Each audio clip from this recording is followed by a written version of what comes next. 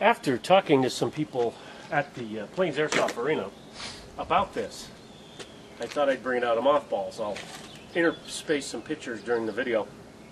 This is a 30 caliber, what I call a T3 30 caliber, based on the weapon that Arnold Schwarzenegger used in Terminator 3. This was done by, at the time, Killbucket of air-sharp.com. What his name is now is Mr.Minigun, and you can look him up on the web at Mr.Minigun.com. The gun is a side firing, has the trigger over on this side, has a functional safety, on and off, and a 5,000 round drum mag.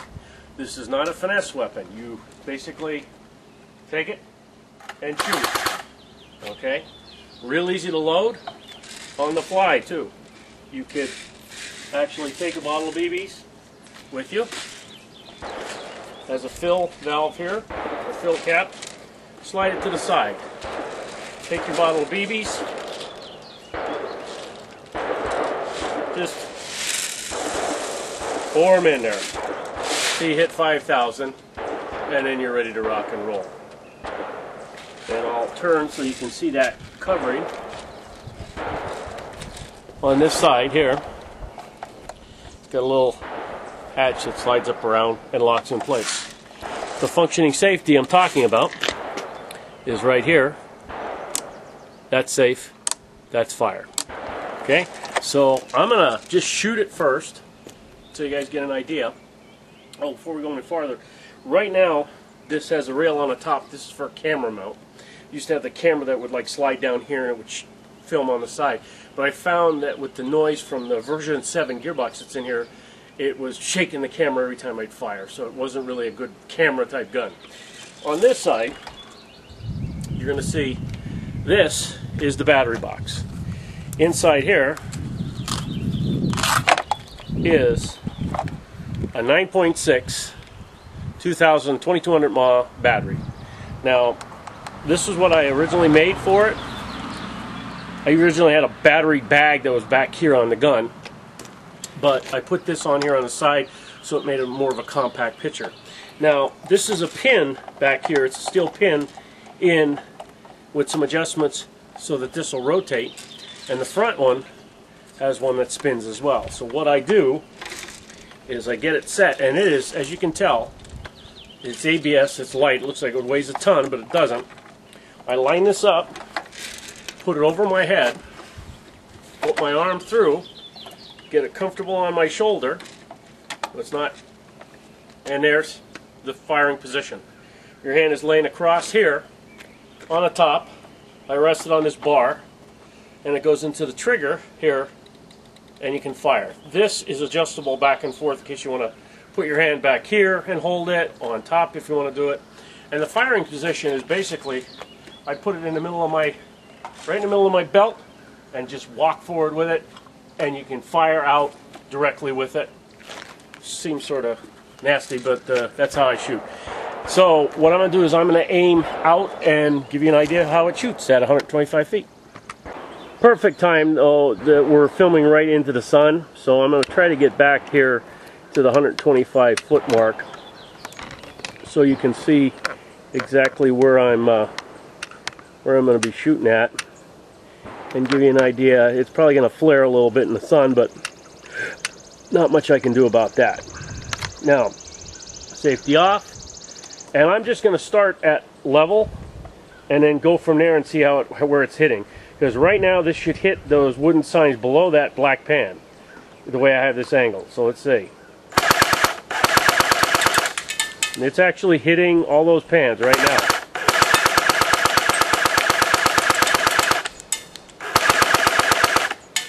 That's 125 feet. It's not even having a problem. This is a 509 tight bore barrel in this.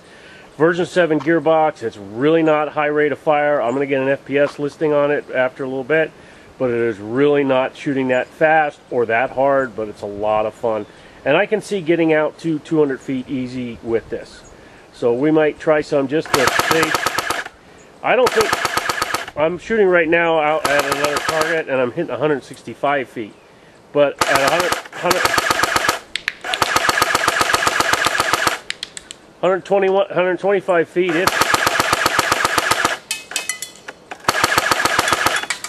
And that is the problem that I've run into all the time with these 9.6. It has a lot of torque on this, and you're running the box mag and the gun. It seemed to kill it. Final conclusion, everyone, is that this is an awesome gun.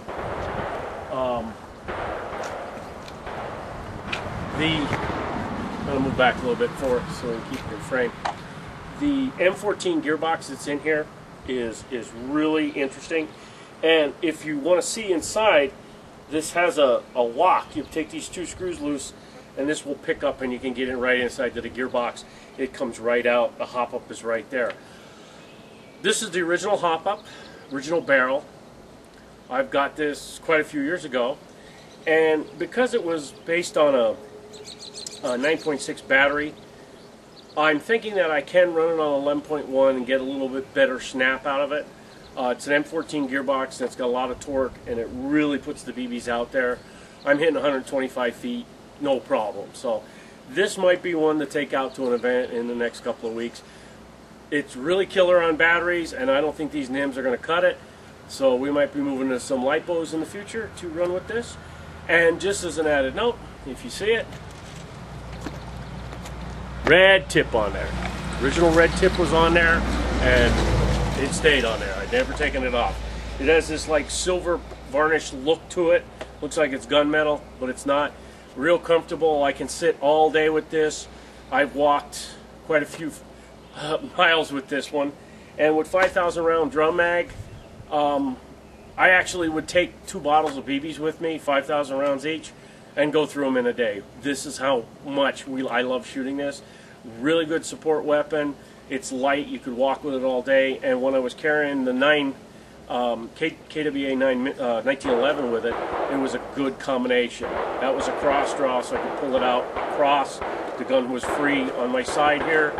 I had a minimalist gear. I think it was just an H harness with a holster and a drop pouch and a canteen. That was it. That's all I carried. Very light rig. I ran this all day. The only killer was I had to have 3 9.6 volt NIM batteries to keep it going all day. And I think I'm going to get around that by buying a LiPo battery that will fit the battery box and go with that. But that's a little revisit on the T3 that I bought so long ago. I'm going to find the actual year when I bought it and put it in the description. But there's the gun, and not firing too fast, but it's firing good. Hope you enjoyed the video, and have a good day.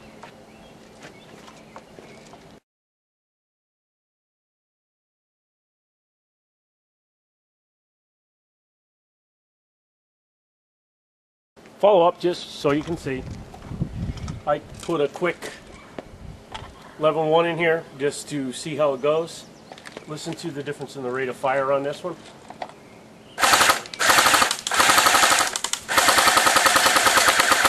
It's a crappy 11.1 though, so. But if I had 11.1 that'll fit the battery box, I think this gun would be phenomenal. Thanks for watching.